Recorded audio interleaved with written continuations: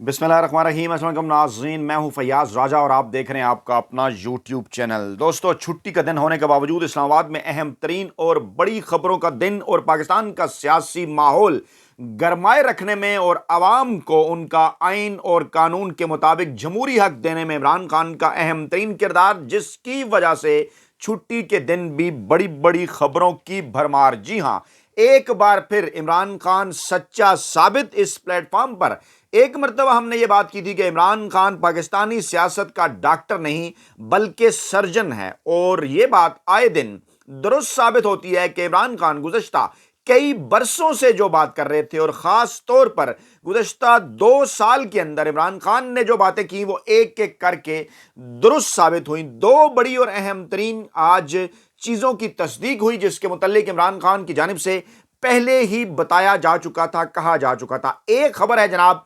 मौलाना फजल रहमान के हवाले से, जिसकी तफसीलात जानकर आप हैरान रह जाएंगे। और दूसरी बड़ी खबर है जनाब इमरान खान इससे पहले जो बात कर चुके थे लंदन प्लान के हवाले से कि एक डील हुई है नवाज शरीफ और पाकिस्तान के खुफिया हाथों के दरमियान, उस पर भी पाकिस्तान की सियासत और वकालत के हवाले से अहम तरीन शख्सियत जो समझी जाने लगी है, जो समझी जाती है, उनकी जानिब से कुछ अहम तरीन राज आश्कार किए गए। और फिर इस वीडियो में हम आपको दो नए जर्नैलों की एंट्री और एक जज के अहम तरीन मौक़िफ़ के हवाले से भी आपको बताएंगे, आपके सामने रखेंगे। आगाज़ करेंगे इस मामले का लेटेस्ट डेवलपमेंट के साथ। इस्लामाबाद के अंदर इस वक्त इलेक्शन कमीशन ऑफ पाकिस्तान की जानिब से ये कहा जा रहा है कि जनाब हम जल्द अज जल्द ये जो एतराज़ात का सिलसिला है इसको हम करने जा रहे हैं ख़त्म, और कोशिश हमारी ये है कि जल्द जो हल्का बंदियाँ हमने की हैं उनकी जो हतमी फहरिस्त है वो रखें जनाब पाकिस्तानी अवाम के सामने, और फिर बड़े इलेक्शन की जानिब। प्रेस रिलीज जो जारी की गई उसके मुताबिक कहा जी कि 27 अक्टूबर 2023 को हल्का बंदियों पर एतराज़ात का टाइम बढ़ाकर रात 12 बजे तक कर दिया था। इलेक्शन कमीशन को तमाम सूबों इस्लामाबाद के जो एतराज़ात जमा कराए गए उनके मुताबिक पंजाब में 672, सिंध 228, केपी के 293, बलूचिस्तान 124, इस्लामाबाद में 7, मजमूई तौर पर 1324 एतराज़ात जमा हुए। बहुत बड़ा नंबर है ये। इसकी समाअत के लिए बेंच तश्कील कर दिए गए हैं। 1 और 2 नवंबर से काम शुरू कर देंगे, पूरा नवंबर इसके ऊपर काम करेंगे और 30 नवंबर को हतमी हल्का बंदियां सामने आएंगी, जिसके बाद फिर इलेक्शन के हवाले से जनवरी 28 की तारीख जेर गौर है। और मुमकिना तौर पर अगले जो 54 दिन होंगे 30 नवंबर के बाद 2 माह समझ लें, उनके अंदर जो है वो इलेक्शन करार दिया जाएगा। ये बड़ी और अहम तरीन डेवलपमेंट जो है वो समझी जा रही है। अच्छा, उसके बाद हम आपको लेकर चलते हैं उस बड़ी खबर की जानिब जिसको इस्लामाबाद में इंतहाई हैरत के साथ देखा गया कि पाकिस्तान के अंदर इस वक्त जो काफ़ी सारे इदारे हैं वहाँ पर हाजिर सर्विस जर्नैलों की तैनाती की जारी है। इससे पहले भी ऐसा हो चुका, नादरा का मामला हो, नैब का मामला हो, दीगर मामलात हों, और अब जनाब ये बात चली है हेल्थ सेक्टर तक। और आज एक खबर जो कि बाकी टीवी चैनल और अखबारात ने उस तरह से रिपोर्ट नहीं की, डान ग्रुप ने जब रिपोर्ट की तो बड़ी हैरत से देखा गया इस खबर को। और वो खबर ये थी कि पिम्स और पोली क्लिनिक अस्पताल में आर्मी अफसरान जो है वो जनाब तैनात किए जा रहे हैं। निगरान हुकूमत का ये फैसला है, और डान के मुताबिक हुकूमती इस इकदाम को बदकिस्मती करार देने वाले डॉक्टरों के तहफ़्फ़ुज़ात के बावजूद निगरान हुकूमत ने पाकिस्तान आर्मी मेडिकल कोर के हाजिर सर्विस अफसरान को इस्लामाबाद के 2 सबसे बड़े सरकारी अस्पतालों पिम्स यानी Pakistan institute of medical sciences और पोली क्लिनिक में 3 साल के लिए डेपुटेशन पर बतौर सरबराह तैनात करने का फैसला किया है। जी हाँ, 1-2 नहीं, पूरे 3 साल के लिए। और NHS यानी कौमी वजारत सेहत के तर्जुमान ने कहा कि यह फैसला मरीजों और शोबाए सेहत के बेहतरीन मुफाद में किया गया है, जो अस्पतालों के मसाइल को हल कर देगा, क्योंकि अहल सरबराहान के बगैर अस्पतालों को नहीं छोड़ा जा सकता। एग्जीक्यूटिव डायरेक्टर के ओहदे खाली हैं, यानी सिविलियन अफसरान में शोबा हेल्थ के अंदर इस वक्त बकौल तर्जमान साहब के कोई ऐसा अहल अफसर नहीं जिसे इस्लामाबाद के अस्पतालों में जो है वो तैनात किया जाए, और अब वहाँ पर फौजी अफसरान को तैनात किया जा रहा है। اور عبوری طور پر پاکستان آرمی میڈیکل کورس سے سیکنڈمنٹ کی بنیاد پر اسامیوں کو پر کرنے کی خواہش جو ہے وہ کی گئی ہے۔ اور سینئر افسر نے یہ بھی کہا ہے جناب، نام ظاہر نہ کرنے پر، کہ حاضر سروس فوجی افسران کی تعیناتی سے اسپتال کے زیادہ تر جو مسائل ہیں وہ حل ہو جائیں گے، تاہم سینئر ڈاکٹر اسے ایک بدقسمتی قرار دے رہے ہیں اور کہہ رہے ہیں کہ کرپشن کو بہانہ بنا کر ملک بھر کے بیشتر اداروں میں فوجی افسران کا تقرر کیا جا رہا ہے، اور اگر وہاں پر کوئی اہل شخص موجود نہیں تو سویلین افسران کی خدمات حاصل کی جا سکتی تھی، لیکن ایسا نہیں کیا گیا۔ اب وہ تمام لوگ عمران خان کے ان بیانات کے اوپر بھی غور کریں، اور عمران خان جو کہا کرتے تھے کہ پاکستان میں اصل میں اب ہائیبرڈ نظام ہے، عمران خان کے دور حکومت کے اوپر بہت سے بڑے اینکر، پہلے کالم نگار، ملازم صحافی بڑی تنقید کیا کرتے تھے، آج وہ خاموش ہیں جب ایک ایک کر کے تمام تر سویلین جو ادارے ہیں ان میں فوجی افسران کی تعیناتی کی جا رہی ہے۔ ان کے نام میں آپ کے سامنے ان بڑے اینکروں، ویلے کالم نگاروں اور ملازم صحافیوں کو نہیں رکھنا چاہتا، آپ کو اچھی طرح سے اندازہ ہے ان تمام کا کہ کس طرح سے عمران خان کے بغض میں ان کی زبانیں ہمیشہ جو ہے وہ 6 فٹ اپنے منہ سے باہر نکلی رہتی تھیں، لیکن اب وہاں پر طویل ترین خاموشی ہے، کیونکہ جو جناب ڈنڈا جو ہے انہوں نے ان تمام بڑے اینکروں، ویلے کالم نگاروں اور ملازم صحافیوں کو ڈنڈا کہہ لیں یا پھر انڈا کہہ لیں، انڈے سے مراد یہ ہے کہ جو کچھ زبان خاموش رکھنے کے بہانے وہ حاصل کرتے ہیں، اس کی وجہ سے وہ خاموش ہیں۔ اچھا، اب اسی ماحول کے اندر جب یہ سب کچھ ہو رہا ہے تو ایم کیو ایم، جو کہ آپ کو پتا ہے کہ ایک اشارے موصول کرنے والی جماعت ہے، اشارے وہ کہاں سے موصول کرتی ہے اس کا اندازہ ہے آپ کو اچھی طرح، اور اس اشارے موصول کرنے والی جماعت ایم کیو ایم نے یہ کہا ہے کہ لگتا ہے نگران حکومت کے بھی کچھ نگران ہیں۔ یہ بات انہوں نے کیوں کی ہے؟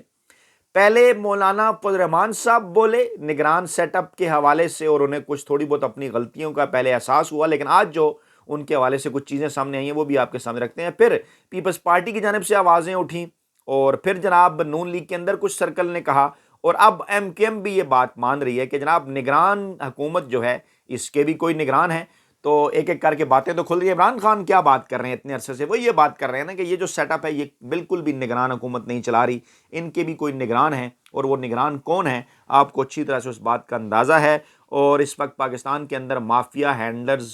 اور سہولت کار کس شخص کا راستہ روکنے کی کوشش کر رہے ہیں نگرانوں کے ذریعے، وہ بھی کوئی ڈھکی چھپی بات نہیں ہے، وہ بھی ایک کھلا راز ہے جس سے جو ہے وہ پاکستان کے تمام جو عوام ہیں وہ جناب اچھی طرح سے واقف ہیں، کیونکہ ایم کیو ایم جیسی جماعت بھی جو کہ اسٹیبلشمنٹ کے قریب سمجھی جاتی ہے وہ بھی یہ بول پڑی۔ انہوں نے کہا جناب ہمیں دیوار سے لگایا گیا تو دیوار بچانا مشکل ہو جائے گا، اور انصاف سے کام لیں، اور نگران حکومت کے بھی کچھ نگران ہیں، اس قسم کی باتیں آج انہوں نے کی ہیں۔ اچھا، دوسری جانب اگر میں نے کہا تھا ایک جج کے حوالے سے آپ کو خبر دوں گا، 2 جرنیلوں کے متعلق تو میں نے آپ کو بتایا جو کہ پمز اور پولی کلینک میں تعینات جو ہیں وہ کیے جا رہے ہیں۔ جج صاحب بابر ستار ان کا نام ہے، جانتے ہیں آپ انہیں، چند دن پہلے عمران خان کے کیس میں بیٹھنے سے انہوں نے انکار کیا، انہوں نے کہا تھا کہ جس قسم سے معاملات چل رہے ہیں جو بینچ پہلے دیکھ رہا ہے وہی دیکھے، اس کے اوپر بھی 2 طرح کی رائے تھی، لیکن خیر انہوں نے کہا کہ طویل مدت کے لیے حکم امتناع عدالتی نظام کی نااہلی ظاہر کرتا ہے، یعنی حکم امتناع جو بڑی بڑی مدت کے لیے دیے جاتے ہیں وہ اصل میں عدالتی نظام کی نااہلی ظاہر کرتے ہیں۔ اور عمران خان کے فیصلے جو ہفتوں، عمران خان کے حوالے سے فیصلے جو ہفتوں محفوظ کر لیے جاتے ہیں، ڈیفینیٹلی وہ بھی تو یہی کہا جانا چاہیے نا کہ عدالتی نظام کی نااہلی ہے۔ اور پھر انہوں نے کہا کہ عدالتوں کے سامنے کھربوں روپے کے ٹیکس کے دعوے، دیگر کئی مالیاتی کیس پھنسے ہوئے ہیں، لیکن وہاں پر اس طرح تیزی سے فیصلے نہیں ہوتے۔ انہوں نے نام نہیں لیا، میں نام لے رہا ہوں، وہاں پر اس طرح سے تیزی سے فیصلے نہیں ہوتے جس طرح سے ابھی نواز شریف کو ریلیف دینے کے حوالے سے بڑی تیزی کے ساتھ جو ہیں وہ فیصلے ہوئے ہیں۔ تو کتنا بڑا المیہ ہے کہ دیگر اداروں کے معاملات میں تو گھسیٹا جاتا ہے عدلیہ کو، لیکن ان کے اپنے جو معاملات ہیں اس کے اندر اس طرح کی کارکردگی نہیں ہے۔ Chief justice of Pakistan justice قاضی فائز عیسیٰ صاحب کو بھی خیر یہ دیکھنا چاہیے اگر تھوڑا سا غور کر کے۔ پھر جناب فریڈم نیٹ ورک کی رپورٹ آئی کہ پاکستان میں صحافیوں کے خلاف جرائم روکنے میں ناکام ہے، اور سب سے زیادہ جو پاکستان میں صحافیوں کے خلاف اقدامات ہیں وہ صوبہ سندھ کے اندر ہوتے ہیں۔ اب دیکھیے ذرا، سندھ میں گزشتہ 15 برسوں سے کس کی حکومت ہے؟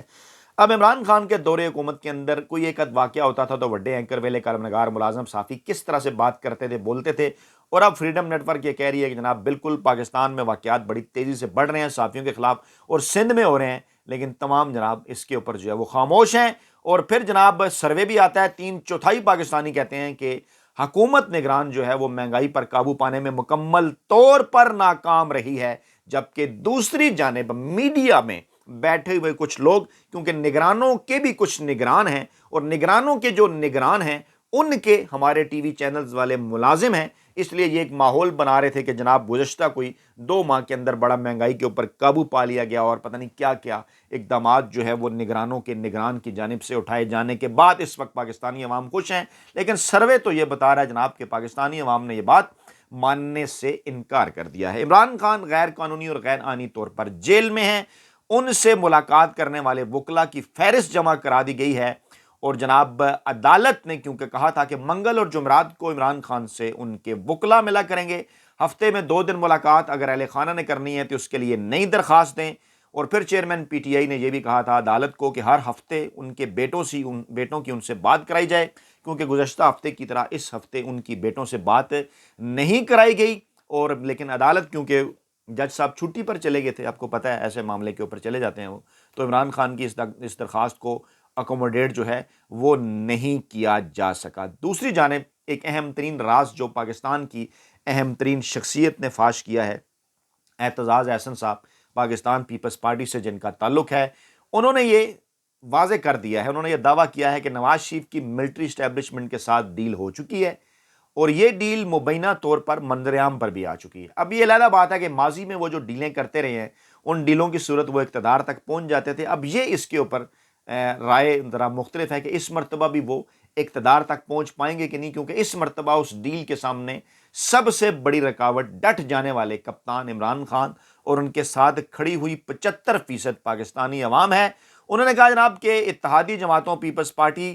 کی جو اتحادی جماعت تھی، جب بھی نواز شریف کو موقع ملتا ہے وہ اپنے اتحادیوں کی پیٹھ میں چھرا گھومتا ہے، ساتھ چھوڑ دیتا ہے، اور نواز اور اسٹیبلشمنٹ کی ڈیل اب ایک کھلا راز ہے۔ مقتدر حلقوں کے ساتھ جس طرح کی ڈیل نواز شریف نے کی، اس میں اپنے علاوہ اس نے کسی کو اعتماد میں نہیں لیا، تمام سیاسی جماعتوں کو انہوں نے جو ہے وہ اکیلا چھوڑ دیا۔ برطانیہ سے واپسی کے بعد جس طرح سے ان کے ساتھ انصاف کے حوالے سے ایک ترجیح پریفرنس انہیں دے کر جس قسم کا انہیں ان کے ساتھ سلوک کیا جا رہا ہے، اور اس سے یہ واضح ہے کہ نواز شریف کو جھاڑ پھونچ کر وزیر اعظم بنانے کی تیاریاں ہیں، اور نواز شریف اگر وزیر اعظم بننا چاہتے ہیں تو پھر وہ کہہ دیں، مان لیں کہ ملک کے اندر اس وقت کوئی جمہوری نظام نہیں ہے، ویسے ہی اعلان کر دیں ان کا، اور انتخابات اگر آپ نے کرانے ہیں جنوری 2024 میں تو اس سے پہلے اگر آپ نے لیول پلینگ فیلڈ تمام تر سیاسی جماعتوں کو نہیں دینی، یہی کچھ کرنا ہے آپ نے نواز شریف کو جو آپ فائدے پہنچا رہے ہیں، تو پھر اس قسم کے الیکشن کا جو ہے وہ کسی قسم کا کوئی فائدہ نہیں، کیونکہ اس وقت سب کو اس بات کا اندازہ ہے طبی بنیادوں پر کس طرح سے نواز شریف ملک سے باہر گئے تھے،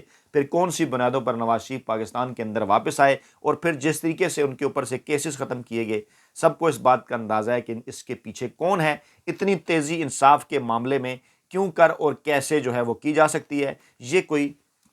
جو راز نہیں ہے، اس بات کا تمام تر جو پاکستانی عوام ہے اس کو اندازہ ہے۔ اچھا، اب بات کر لیتے ہیں، مولانا فضل الرحمان سے ملاقات کی تھی پاکستان تحریک انصاف کے ایک 4 رکنی وفد نے، تصویریں بھی آئیں، اسد کیسر نے کہا ہم تعزیت کرنے کے لیے گئے تھے، کوئی سیاسی بات چیت نہیں تھی۔ آپ میں سے کافی سارے لوگوں سے میں نے رائے لی تھی، آپ نے کمنٹ کیا تھا کہ مولانا فضل الرحمان وار ضرور کرے گا، صحیح ثابت ہوئے آپ کو میں مبارکباد دیتا ہوں، آپ کی جو سیاسی سمجھ بوجھ ہے بڑی قابل فخر ہے، درست بات آپ نے کی، میں نے آپ کے سامنے رکھا تھا، میری بھی یہ رائے تھی کہ سیاستدانوں کو ملنا چاہیے آپس میں،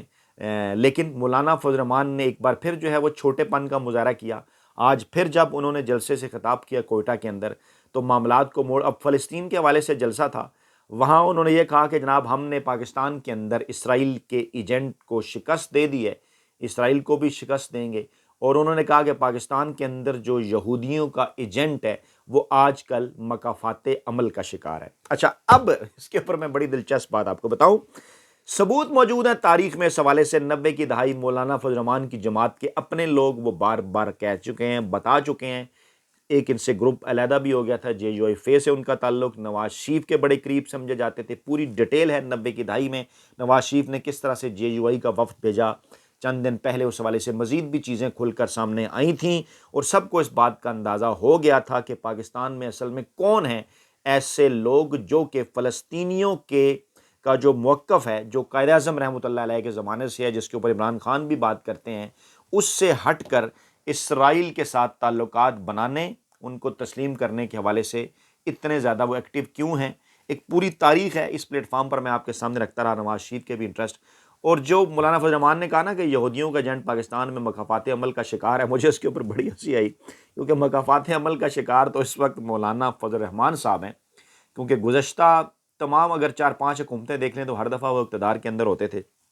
اور دوسروں کو وہ ایجنٹ قرار دیا کرتے تھے. لیکن بڑا طویل عرصہ ہو گیا, اب وہ یہ دیکھیں نا پی ڈی ایم کے اندر جو تھوڑے سے انہوں نے مزے لیے, اس کے علاوہ ان کے گزشتہ جو 4 سال تھے وہ کس طرح سے گزرے, آگے بھی انہیں نظر آ رہا ہے کہ ان کے لیے کچھ بھی نہیں ہے. تو اصل میں مخافات عمل کا تو وہ شکار ہیں, اور انگلیاں مولانا فضل الرحمان صاحب کی جانب ہی اٹھ رہی ہیں ان کے ماضی کو دیکھتے ہوئے. اپنا بہت خیال رکھیے گا, دعاؤں میں یاد رکھیے گا. نئی ویڈیو کے ساتھ جلد حاضر ہوں گے. اللہ نے کے بعد.